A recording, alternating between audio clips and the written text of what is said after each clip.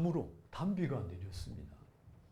얼마나 우리가 비를 기다렸는가 하면 가랑비가 처음 내렸을 때 우리 이경희 권사님을 처음 만났는데 인사가 비가 옵니다 그럽니다.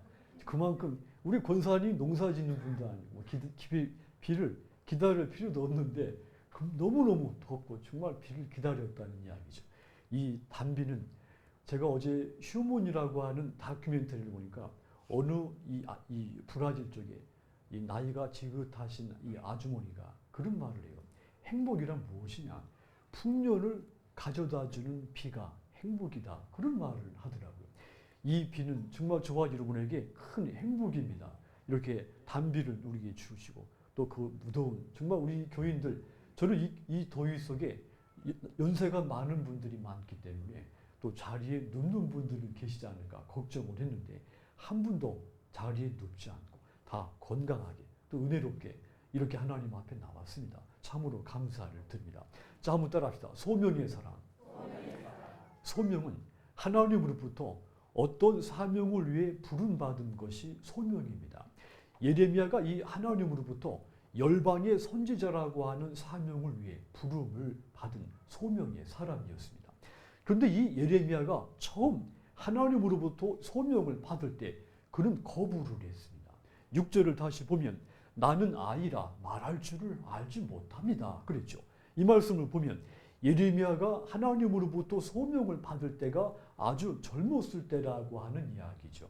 앞에 그 2절을 보면 그때가 요시야 왕 13년이라고 글이 있습니다. 그러니까 이 기원전 626년입니다. 이때가 우리나라 역사로 치면 청동기, 이 철기가 끝나고 청동기 시대, 고조선 때입니다. 삼국시대가 열리기 전이죠. 그 동시대에 예레미야가 아주 젊은 나이에 하나님으로부터 소명을 받은 것이죠. 근데 그때 예레미야가 도대체 몇 살이었는가에 대해서는 정확하게 알 수가 없습니다. 본문에 나는 아이다. 그러니까 이 아이라고 하는 단어로 추정해 볼 때 이 히브리어 아이 단어는 원문에서는 이 말이 유아 때부터 청년 때까지 광범위하게 쓰는 단어입니다. 그러니까 이때 예레미야가 몇 살이었는가를 알 수가 없죠. 그래서 보통 학자들이 그의 출생을 가지고 계산을 하죠. 그가 기원전 650년, 645년 사이에 보기 때문에 아마도 그가 소명을 받았을 때 20살에서 25살이었을 것이다 추측을 하죠. 또 물론 다른 신학자들은 짧게는 17살, 그러니까 우리 고등학생 때쯤 되죠. 많게는 27살 정도 소명을 받았을 것이다 추측을 합니다. 나이가 어찌 됐든 예레미야는 하나님으로부터 소명을 받을 때 어리고 감수성이 많았고 또 내향적인 성격이었습니다. 그래서 그의 성격상으로 볼 때는 선지자로서의 사명에 적합하지를 않습니다. 그런데 하나님은 그런 성격적으로 적합지 않은 그런 사람을, 그것도 어린 사람을 택해서 그 격동의 시대에 열방의 선지자로 임명을 한 겁니다. 그리하여 이 예레미야는 열방의 행위가 유다 왕국의 행위 못지않게 타락을 했기 때문에 여러 나라, 여러 왕국에 다니며 이 하나님의 심판을 선포를 해야 했습니다. 이것이 예레미야의 개인적인 성격을 초월해서 하나님의 의지에 의해서 이루어지기 시작을 하죠.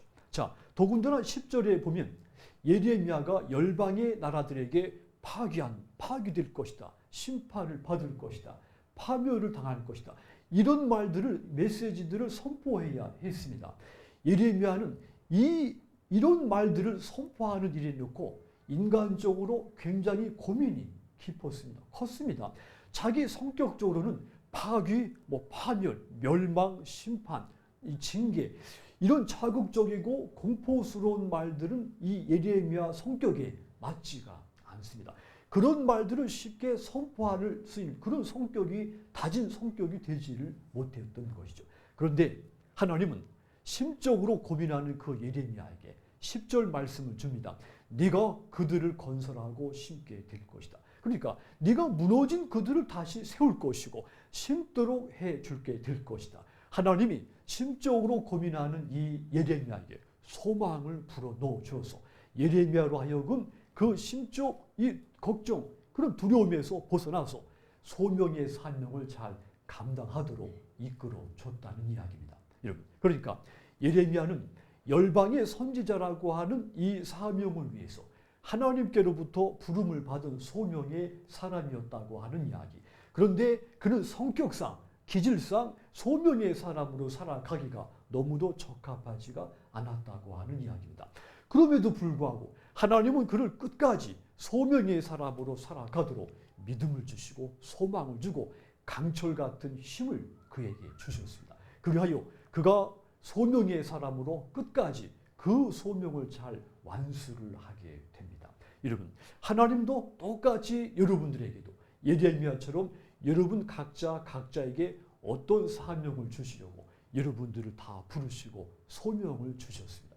여러분들이야말로 소명의 사람들이라는 사실을 기억하시기를 바랍니다. 그렇다면 여러분들이 소명의 사람으로서 어떻게 살아야 되겠습니까? 소명의 이 사람으로서 끝까지 하나님이 나한테 준 이 소명을 잘 수행을 하려면 우리가 여러분들이 어떻게 해야 되겠습니까? 가장 먼저 한번 따라 합시다. 소명에 대한 두려움을 떨쳐버리자.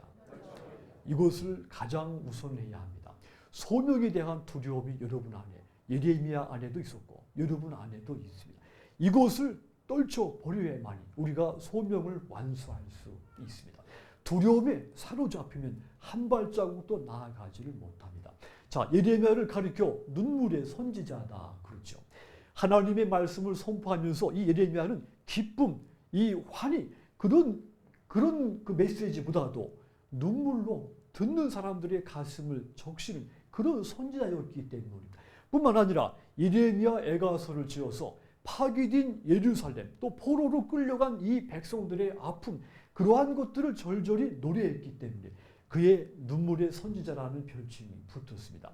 자, 이같이 예레미야가 평안, 기쁨, 이 소망, 환희 그런 것들을 선포하지 않고 반대로 슬픔, 파괴, 눈물, 아픔 이런 것들을 절절히 선포했기 때문에 그 당시에 이 예레미야는 백성들로부터 사랑을 받지를 못했습니다. 호의적이지를 못했죠. 그 당대뿐 아니고 그 다음 세대에서도 이 예레미야가 이 후세대들한테서도 호의적이지를 못했습니다. 예레미야서는 구약 성경에서 무려 52장의 분량입니다. 여기에다가 예레미야 애가까지 포함시키면 무려 57장이 됩니다. 이 분량은 이사야서 다음으로 아주 많은 분량이죠. 예레미야가 이 많은 예언들을 했는데 그런데 지금 현대 목사들도 말이죠. 예레미야를 본문으로 설교하는 이 설교 양이 많지가 않습니다. 그런데 여러분, 우리 믿는 사람들은 이 예레미야의 그 내면적인 고통이 얼마나 컸겠는가 하는 이 점을 주목하셔야 됩니다. 예레미야의 성격은 말씀드렸듯이 다정다감했고 마음이 따뜻하고 때로는 아주 소심한 그런 모습을 보이는 아주 내성적인 그런 기질을 가진 사람이었다 그랬습니다. 그렇지만 그가 처한 시대는 반대로 격동의 시대였습니다. 잔잔한 물결이 흐르는 것 같은 그런 시대가 아니라 거친 아주 거센 파도가 끊임없이 밀려오는 것 같은 그런 격동의 시대였습니다. 하나님의 징벌, 하나님의 징계, 재난 이런 것들이 끊임없이 전 국가적으로 일어났던 그런 격동의 시대였죠. 이 격동의 시대에 예레미야는 자기 조국인 유다 나라가 하나님의 징계를 받아서 파멸을 당할 것이다. 이것을 백성들에게 예언을 해야 됐습니다. 이것은 이 예레미야에게 아주 큰 딜레마가 됩니다. 왜 그렇습니까? 자기 성격상으로는 이 유다 나라가 파멸을 당할 것이다. 이 공포스러운 예언을 선포하고 싶은 그런 성격이 되지를 못하는 것이죠. 그런데 그 시대의 상황은 너무도 악해서 이 파멸을 선포하지 않을 수가 없는 그런 시대였습니다. 예레미야가 참으로 딜레마에 빠질 수밖에 없는 그런 상황이었죠. 그래서 구약 신학자들 가운데 그 딜레마를 말이죠.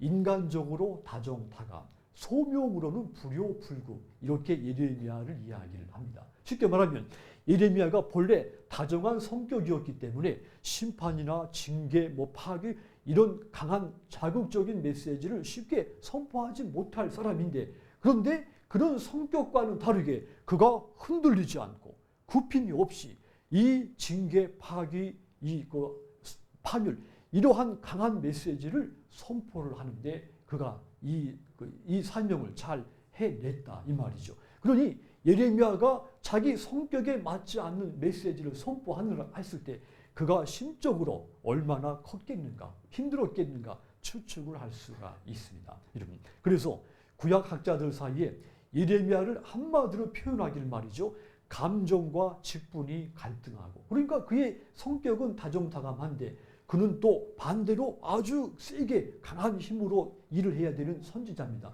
감정과 직분이 갈등하고 또 가슴과 머리가 격투하는, 그러니까 그의 가슴은 따뜻한데 또 머리는 날카롭게 또 이 자극적인 메시지를 선포해야 되는 그런 가슴과 머리가 격투하는 형상의 사람이다. 이렇게 표현을 많이 합니다. 어찌됐든 당시 현실에서는 예레미야 자신의 기질과는 전혀 반대되는 그런 이 상황들이 그의 눈앞에 펼쳐집니다. 그래서 그는 하나님께 하나님이 자기를 불러서 소명을 맡길 때 거부를 했던 겁니다. 6절을 다시 보면 슬프도소이다. 주 여호와여 보소서 나는 아이라 말할 줄을 알지 못함. 이 말은 예레미야가 처음 하나님이 소명을 줄 때 거절을 한 이야기입니다. 그때 예레미야가 틀림없이 아마도 울면서 거절을 했을 것입니다. 어려서부터 눈물이 많은 그는 눈물을 무기를 삼아서 말이죠, 하나님 앞에 자꾸 사약을 하며 저는 도무지 말을 잘 못합니다. 저는 아이입니다. 어립니다. 그러면서 아마 울면서 하나님이 소명을 줄 때 거부를 했을 것입니다. 그러자 하나님은 이 울보 젊은이에게 크게 세 가지 말씀을 주시죠. 그리고 한 가지 하나님이 그에게 행동을 보여줍니다. 세 가지 말씀은, 첫째 말씀이 5절에서 너를 모태에 짓기 전에 성별을 했다. 두 번째 말은 7절에 보죠. 너는 아이라 말하지 말고 내 명령을 말해라. 또 세 번째 말씀은 8절 10절에서 보듯이 두려워하지 말라. 내가 너를 여러 나라 위에 세웠다. 이 세 가지 말씀. 한마디로 너를 내가 이전부터 택했고 그러니 너는 두려워하지 말고 내 말만 전하도록 해라. 이 세 가지 말씀을 주죠. 그리고 하나님이 한 가지 행동을 그에게 보여줍니다. 하나님이 예레미야를 아주 신성하게 어루만져 주시죠. 그 행동을 보여줍니다. 9절 보니까 여호와께서 그의 손을 내밀어 내 입에 대시며 여호와께서 내게 이르시되 보라 내가 내 말을 네 앞에 두었노라 그랬습니다. 하나님이 손을 뻗쳐서 예레미야의 입에 대셨다는 말입니다. 손을 입에 대신 것은 예레미야보다 100년 전에 앞섰던 이사야 선지자가 소명받을 때도 이와 유사한 사건이었습니다. 이사야서 6장 5절도 보면 화로다 나는 망하게 됐다. 나는 입술이 부정한 사람이다 그랬죠. 그랬더니 하나님을 모시고 선 스랍 천사가 이 제단의 숯불을 가지고 날아와서 이사야의 입술에 대면서 죄사함을 선언을 해주는 이야기가 있죠. 하나님이 모세를 부를 때는 또 모세도 처음 하나님이 자기에게 소명을 줄 때 거절을 했죠. 그 이유도 모세가 하나님의 소명을 거절하는 이유도 그 입과 관련이 됐죠. 출애굽기 4장 10절 보면 오 주여 나는 본래 말을 잘하지 못합니다. 주께서 주의 종에게 명령한 후에도 역시 그러니 나는 입이 뻣뻣하고 혀가 둔합니다. 이때도 모세가 거부를 하자 하나님이 모세의 입과 함께 하겠다고 약속을 하죠. 그리고는 모세보다 말을 더 아주 잘하는 그의 형 아론을 그의 입을 대신할 것이라고 합니다. 그러니까 과거 선지자들이 모두가 하나님으로부터 소명을 받을 때 그 순간에 소명을 거부하는 그 변명으로 삼은 것이 입이었습니다. 그런데 하나님은 그분들의 그 거부하는 이유를 받아들이지를 않았죠. 예레미야에게도 받아들이지 않았어요. 예레미야도 나는 어리고 말도 잘 못합니다. 그렇지만 하나님은 예레미야의 이유를 받아들이지를 않았죠. 그러자 예레미야는 말이죠. 이제는 내가 하나님의 소명을 받아들여야 되는 그런 시간이 왔다는 것을 깨닫게 됩니다.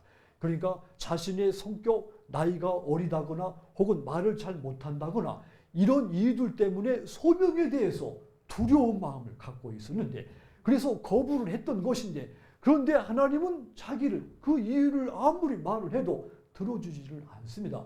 그래서 예레미야는 이제 생각이 바뀌게 되죠. 이제 소명에 대한 두려움을 떨쳐버리고 선지자의 길을 걷지 않으면 안 된다는 사실을 알게 됩니다. 자기 스타일과는 전혀 다른 그런 상반된 메시지를 선포해야 될 그런 참 자기 성격에 맞지 않은 이 일에 그 운명 앞에 서게 된 겁니다. 마침내 예레미야가 소명에 대한 두려움을 과감하게 떨쳐버리게 됩니다. 이 시기에 유다는 매우 불안정했죠. 북왕국 멸망시킨 아수르 위세는 꺾이고 바벨론 제국이 급부상한 가운데 이 전통적으로 강국이었던 이집트도 힘을 쓰지 못하게 돼 있었습니다. 자, 이 위기 시대 이 유다 백성들은 타락과 악행으로 하나님 앞에 죄를 범하고 있었습니다. 예루살렘의 멸망이 눈앞에 다가온 것입니다. 그런 시절에 예레미야는 이 소명의 두려움을 과감하게 떨쳐버리고 이 소명의 길을 강철같이 걷기 시작을 한 겁니다. 그리하여 마침내 그가 끝까지 소명을 잘 완수해서 가장 위대한 선지자가 됩니다. 소명자의 신 여러분, 여러분에게도 예레미야와 같이 어떤 이유 때문에 소명에 대한 두려움이 있을 수 있습니다. 그 두려움을 과감하게 떨쳐버리셔야 됩니다. 성격 때문에 두려워한다든지 아니면 다른 사람들의 인식 때문에 나를 보는 시각 때문에 두려워한다든지 아무튼 예레미야는 어리고 말을 잘 못한다고 하는 것 때문에 소명에 대한 두려움을 가졌지만 여러분은 어떤 이유 때문에 그 소명에 대한 두려움을 가지고 있다면 그것을 과감하게 떨쳐버리셔야 됩니다. 그랬을 때 우리가 끝까지 소명을 완수한, 그래서 가장 존중받는 그런 소명자가 될 수가 있습니다. 자, 두 번째로 소명을 끝까지 잘 완수를 하려면 한번 따라합시다. 소명에 대한 열등감도 떨쳐버리자. 여러분, 하나님께서 예레미야를 부르실 때 말이죠. 그의 조국 유다 나라는 그야말로 풍전등화 위기에 처해 있었습니다. 백성을 구원할 백성을 구원할 말씀의 선포자가 꼭 필요했죠. 그 일을 담당할 도구로 예레미야가, 그 약한 예레미야가 소명을 받은 것입니다. 그런데 예레미야는 생각할 때 도무지 나 같은 사람이 어떻게 이 격동의 시기에 이 큰 소명을 다할 수 있겠는가? 열등감이 깊이 배인 그런 심리 상태에 있었습니다. 과거 선지자들의 행적을 보았을 때도 그랬고 지금 그때 당시 활동하고 있는 이 선지자들의 이 활동을 볼 때 그분들과 나는 도무지 비교조차도 할 수가 없습니다. 그 정도로 나는 어리고 소심하고 겁이 많고 약하고 무능하고 강하지를 못하다. 그래서 이 소명에 대한 열등감이 있었던 겁니다. 한마디로 다른 사람과 비교를 하면서 소명에 대한 열등감을 깊이 가지고 있었던 것이죠. 그러나 예레미야는 이 소명에 대한 열등감을 과감하게 떨쳐버려야 된다는 것을 깨닫고 떨쳐버리게 되죠. 그리하여 하나님의 소명을 끝까지 완수를 하게 됩니다. 예레미야뿐만 아니죠. 모세도 마찬가지입니다. 그가 처음 소명을 받을 때 소명에 대한 열등감도 그도 가지고 있었죠. 출애굽기 3장 11절 보면 모세가 하나님께 아뢰되 내가 누구이기에 바로에게 가며 이스라엘 자손을 애굽에서 인도하여 내리까.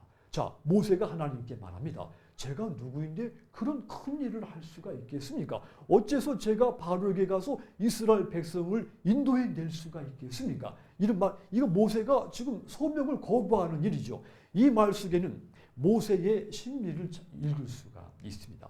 자기 신분으로 보나 위치상으로 보나 이 너무도 큰 임무를 어떤 자격을 가지고 할 수 있겠느냐 그 말이죠.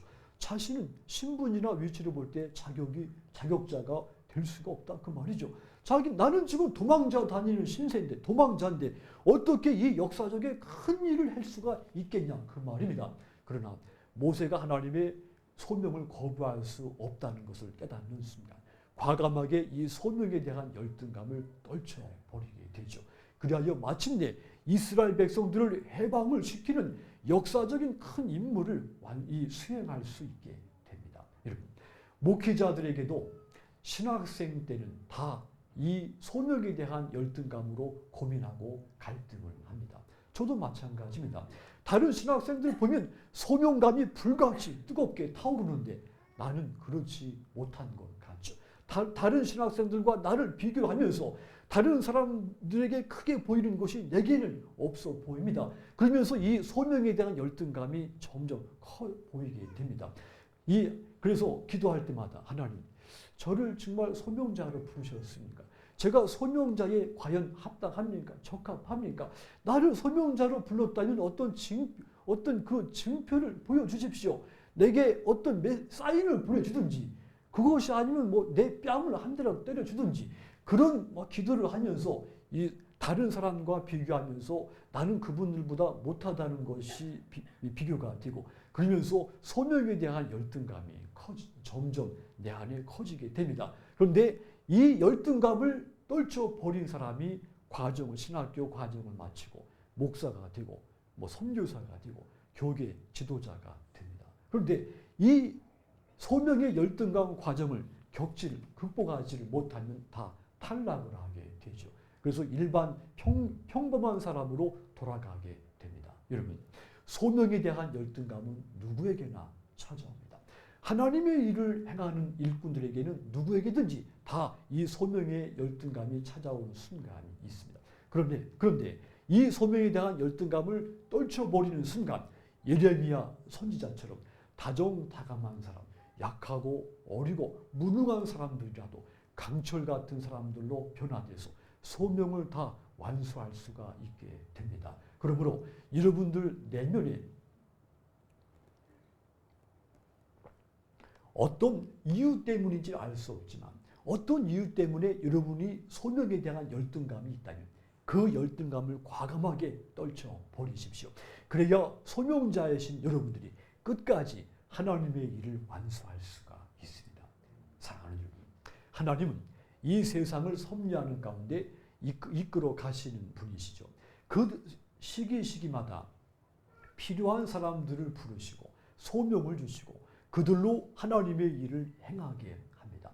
오늘 여러분들이 다 하나님의 일을 위해서 부름받은 소명의 사람들입니다. 그것을 기억하시기를 바랍니다. 하나님께 부름받은 소명자들은 끝까지 천국 가는 그 순간까지 소명을 잘 완수를 하셔야 됩니다. 그러하기 위해서는 예레미야 선지자같이 소명에 대한 두려움을 과감하게 떨쳐버리고 또 소명에 대한 열등감도 과감하게 떨쳐버리셔야 됩니다. 여러분들이 가장 존중받는 소명자가 다 되신 것은 이렇듯 예레미야 같이 여러분 내면에 있는 소명에 대한 두려움, 열등감 이러한 것들을 다 떨쳐버리셨기 때문입니다. 천국 가는 그 순간까지 하나님이 부르신 이 소명자의 길을 잘 완수하시도록 주님의 이름으로 부탁을 드리겠습니다. 생명의 말씀으로 나를 세우사 주에게 예비케 하소서. 성령의 능력으로 기름 부으사 진리를 선포하게 하소서.